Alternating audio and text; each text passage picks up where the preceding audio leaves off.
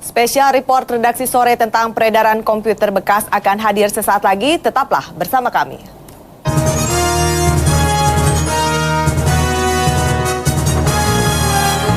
Kalau itu barangnya bagus, langsung bisa jual ke market langsung, ke pasar. Kalau itu barangnya memang katakanlah 50% dalam kondisi kurang bagus, itu dikanibal. Misalkan memorinya bisa diambil, hard disknya bisa diambil, atau CD-ROM-nya, floppy disknya bisa diambil.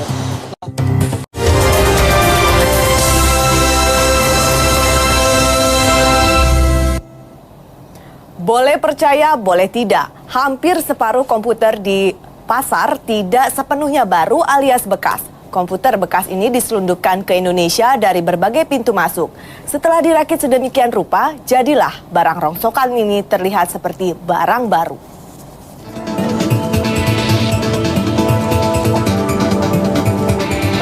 Sepintas ratusan komputer yang dipajang di sentra penjualan elektronik Harko Glodok Jakarta ini tidak ada bedanya. Tapi tahukah Anda, lebih dari separuh komputer yang beredar di pasaran diragukan keaslian dan kebaruannya.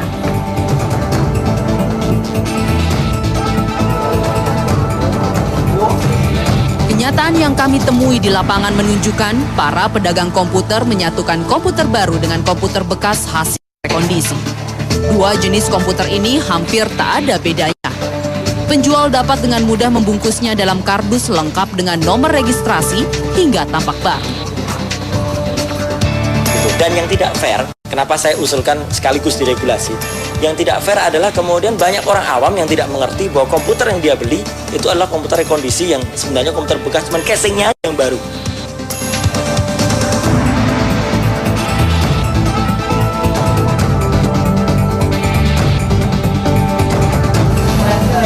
Lebih dari 50% ya, bahwa barang-barang yang sebenarnya kita beli kalau itu kira-kira speknya sudah sedikit agak ke belakang gitu 3 bulan yang lalu, itu berarti di pasaran seluruh Indonesia, itu tidak hanya di Jakarta. Nah, dan kalau penjualnya fair, dia bilang bahwa ini memang bekas, ya nggak apa-apa. Cuman masalahnya jarang sekali kemudian fair, karena barang yang direkondisi itu bisa benar-benar tampak baru.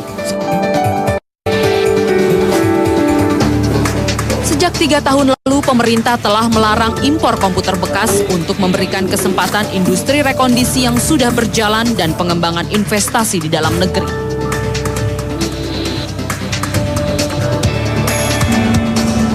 Nyatanya, meski keran impor telah ditutup, aksi penyeludupan komputer bekas ini makin marak. Lihat saja aktivitas beberapa pelabuhan di Batam yang menjadi pintu masuk komputer bekas, terutama dari Singapura. Setiap minggunya ratusan komputer bekas masuk ke Indonesia. Sepertiganya adalah komputer tidak layak pakai. Hanya saja komponennya masih bisa dijual dan dipakai untuk barang elektronik lain. Semuanya barang-barang itu Pak berasal dari Singapura, nggak ada dari lokal.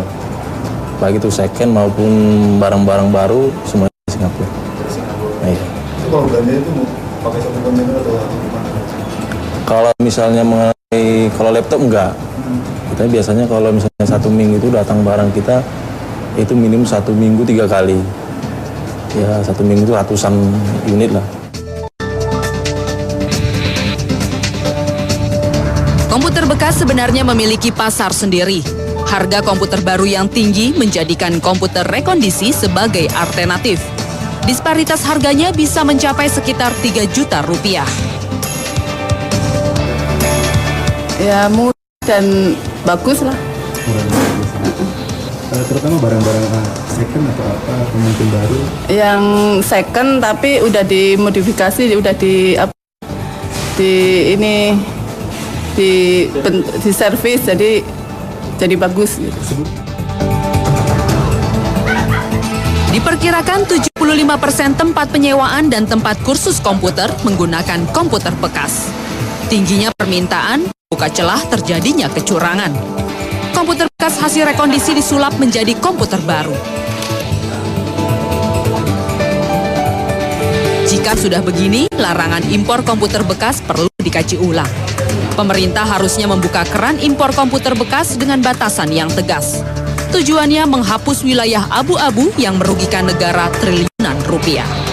Agus Siswanto, Indriasari Hendriani, dan Lupian Mayanti.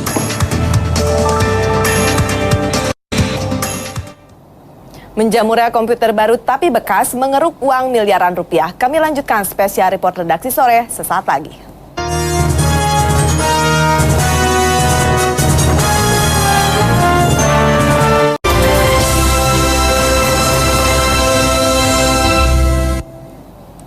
Industri perakitan komputer bekas menjamur dan terpusat di sejumlah sentra perdagangan barang elektronik di Jakarta. Dengan cara ini mereka bisa mengeruk keuntungan ganda bernilai miliaran rupiah per tahun. Di Indonesia sebenarnya tidak ada industri komputer. Yang ada adalah industri perakitan. Bahan baku utama mereka adalah komputer bekas ilegal yang diimpor dari Cina, Taiwan, Jepang, Amerika Serikat, Korea, dan Singapura. Tempat perakitan komputer bekas yang besar dan terorganisasi terletak di beberapa pusat perdagangan barang elektronik di Jakarta Barat. Di sini komponen komputer bekas dipisahkan sesuai merek, bahkan beberapa caranya dibungkus kembali menjadi seakan-akan barang baru. Kalau itu barangnya bagus, langsung bisa jual ke market langsung, ke pasar. Kalau itu barangnya memang katakanlah 50% dalam kondisi kurang bagus, itu dikanibal. Misalkan memorinya bisa diambil, hard disknya bisa diambil, atau CD-ROM-nya, floppy disknya bisa diambil.